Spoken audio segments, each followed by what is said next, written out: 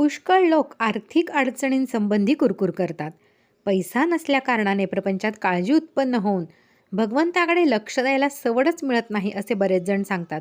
पण खरोखर तुम्ही मला सांगा, जगात भरपूर धन मिळवून वैभवाच्या शिखरावर पोहोचलेले कितीसे लोक नामस्मरण करतात? आजपर्यंत किती राजे लोक आपले राजवैभव लाथाडून भगवंताच्या प्राप्तीसाठी बैरागी झाले?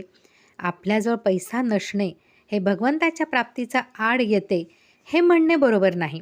उलट पैसा हा भगवंताची निष्ठा फार कमी करतो. पैसा असला की आपल्याला एक आधार आहे असे वाटते. म्हातारपणी आपल्याला उपयोगी पडावा म्हणून पैसा साठवायचा प्रयत्न करावा. तर मी म्हातारपणापर्यंत जगेन याची खात्री कोणी द्यावी? सुख समाधान हे पैशावर अवलंबून नाही. प्रत्येकाची गोतावळी ठरलेली आहे.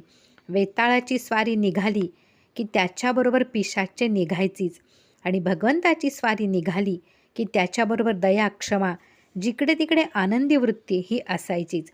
त्याचप्रमाणे पैसा आला की त्याच्याबरोबर तळमळ, लोभ, असमाधान ही यायचीच. श्री गोंदवलेकर महाराज.